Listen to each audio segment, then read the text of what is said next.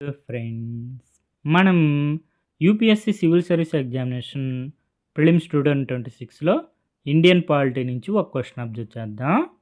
Question ఏంటంటే మనకి 3 statements ఇచ్చారు కాన్స్టిట్యూషన్ ఆఫ్ ఇండియా సంబంధించి. అందులో కరెక్ట్ స్టేట్మెంట్స్ ఏవి అని అడుగుతున్నారు. స్టేట్మెంట్స్ని అబ్జర్వ్ చేస్తే ఫస్ట్ స్టేట్మెంట్లో there is no article in the constitution of India that specifies that the Constitution of India will be officially called the Constitution of India అన్నారు. Constitution of ఇండియాలో ఆర్టికల్ 393 షార్ట్ టైటిల్లో specify చేస్తుంటారు the constitution of India will be officially called the constitution of India అని. కాబట్టి first statement incorrect అవుతుంది. Second statement observe చేస్తే there is no article in the constitution of India that specifies that the Indian Independence Act 1947 and the Government of India Act 1935 stand repealed. Constitution of ఇండియాలో article 395 రిపీల్స్లో specify చేస్తుంటారు Indian independence act 1947, government of India act 1935 stand repealed అని. కాబట్టి second statement కూడా not correct అవుతుంది. Third statement observe చేస్తే there is no article in the constitution of India that mentions 26 January 1950 as the date of commencement of the constitution of India అని. Constitution of India article 394 కమెన్స్మెంట్లో specify చేస్తుంటారు 26 day of January 1950 as the date of the commencement of the constitution of India అని. కాబట్టి third statement కూడా not correct అవుతుంది. Option B answer అవుతుంది. There is no correct statement. యాక్చువల్గా ఈ question ఏంటంటే కాన్స్టిట్యూషన్లో పార్ట్స్ని మనం అబ్జర్వ్ చేస్తుంటే పార్ట్ 22లో 4 ఆర్టికల్స్ ఉంటే అందులో ఆర్టికల్ 393 షార్ట్ టైటిల్ దాన్ని బేస్ చేసుకొని ఫస్ట్ స్టేట్మెంట్ని ఫ్రేమ్ చేయడం జరిగింది. అదేవిధంగా ఆర్టికల్ 395 రిపీల్స్ దాన్ని బేస్ చేసుకొని సెకండ్ స్టేట్మెంటు, అదేవిధంగా ఆర్టికల్ 394 కమెన్స్మెంట్ దాన్ని బేస్ చేసుకొని థర్డ్ స్టేట్మెంట్ని ఫ్రేమ్ చేయడం జరిగింది. యూపీఎస్సీ వారు ఏదైనా స్టేట్మెంట్ని ఇన్కరెక్ట్ చేయడానికి కరెక్ట్ స్టేట్మెంట్లో నో అని యాడ్ చేస్తూ ఉంటారు. ఆ విధంగా చూసుకున్నా కూడా ఈ 3 స్టేట్మెంట్స్ నాట్ కరెక్ట్ అవుతాయి. ఆప్షన్ బి ఆన్సర్ అవుతుంది. There is no correct statement. మనకి బేసిక్ అండర్స్టాండింగ్ ఉంటే అప్పుడు మనం ఇటువంటి క్వశ్చన్స్ని ఆన్సర్ చేయడానికి అవకాశం ఉంటుంది. కాన్స్టిట్యూషన్ ఆఫ్ ఇండియాలో ఈ విధంగా పార్ట్ 22 అని ఉంటుంది. Short title, commencement, authoritative text in Hindi and repeals. మనకి article 393 short title, article 394 commencement, article 395 repeals. ఈ 3 ఆర్టికల్స్ని బేస్ చేసుకొని 3 స్టేట్మెంట్స్ని ఫ్రేమ్ చేయడం జరిగింది. మనకి ఫస్ట్ స్టేట్మెంట్ ఎందుకు నాట్ కరెక్ట్ అయిందంటే constitution of India article 393 short టైటిల్లో మెన్షన్ చేస్తున్నారు this constitution may be called the constitution of India అని.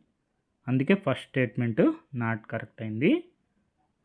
సెకండ్ స్టేట్మెంట్ వచ్చి Indian independence act 1947, government of India act 1935 stand repealed. Article 395 రిపీల్స్లో specify చేస్తున్నారు. అదేవిధంగా third statement article 394 commencement 26th day of January 1950 మనకి date of commencement of the constitution of India. అందుకే ఆ 3 statements కూడా not correct అయ్యాయి. Option B answer అయింది. There is no correct statement. మనకి సోర్స్ వచ్చి the constitution of India, Bharat ka Samvidhan. UPSC వారి provisional key ప్రకారం 55th question option B answer. There is no correct statement. మనకి ఈ విధంగా క్వశ్చన్స్ రావడం జరిగింది. UPSC civil service examination prelims 2025లో ఈ క్వశ్చన్ వచ్చింది. అప్పుడు కూడా మనం చెప్పుకున్నాం, నో నో అని యాడ్ చేస్తూ ఉంటారు ఇన్కరెక్ట్ స్టేట్మెంట్స్ని ఫ్రేమ్ చేయడానికి. కానీ మనకి కొద్దిగా కాన్సెప్ట్ తెలిసి ఉండాలి. మనకి ఒక్క ఎక్సెప్షన్ తెలిసినా చాలు. ఫస్ట్ స్టేట్మెంట్ ఏం చెప్పారు, no virus can survive in the ocean waters. మనకి ఒక్క వైరస్ తెలుసున్నా చాలు ఓషన్ వాటర్స్లో సర్వైవ్ అయ్యేది. మనకి ఫస్ట్ స్టేట్మెంట్ ఇన్కరెక్ట్ అయిపోతుంది. No virus can infect bacteria. మనకి ఒక్క వైరస్ తెలిసినా చాలు బ్యాక్టీరియాని ఇన్ఫెక్ట్ చేసేది, బ్యాక్టీరియోఫేజెస్ అంటారు. ఆ విధంగా మనకి ఐడియా ఉన్నా చాలు ఉంది అని మనం ఎలిమినేట్ చేసేయచ్చు. సెకండ్ స్టేట్మెంట్ కూడా నాట్ కరెక్ట్ అవుతుంది. No virus can change the cellular transcriptional activity in the host cells. Virus అంటేనే మనకి సెల్యులర్ ట్రాన్స్క్రిప్షనల్ యాక్టివిటీని హోస్ట్ సెల్స్లో చేంజ్ చేస్తుంది. ఆ విషయం మనకి కొద్దిగా ఐడియా ఉన్నా చాలు. థర్డ్ స్టేట్మెంట్ నాట్ కరెక్ట్ అవుతుంది. ఆన్సర్ వచ్చి option D, none. How many of the statements given above are correct. ఏవి కూడా కరెక్ట్ కాదు కాబట్టి ఆప్షన్ డి ఆన్సర్ అవుతుంది. ఇవి నో నో అని ఇస్తే మనకి ఆల్ అని కూడా ఇస్తారు. ఇట్లా ఇది కూడా మనకి UPSC civil service examination prelims 2025లో అడగడం జరిగింది. All types of UAVs can do vertical landing. మనకి ఈ స్టేట్మెంట్కి ఏదైనా ఎక్సెప్షన్ తెలుసుంటే, అంటే ఒక్క unmanned aerial vehicles UAV vertical landing చేయలేని తెలుసుంటే చాలు.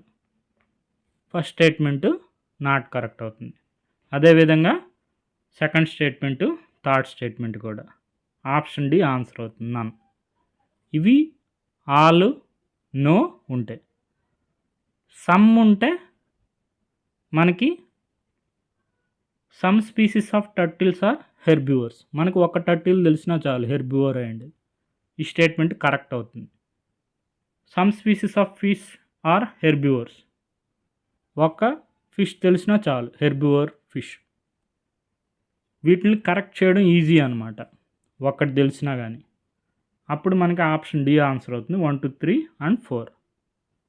అదేవిధంగా ఇక్కడ చూడండి, some mushrooms have medicinal properties.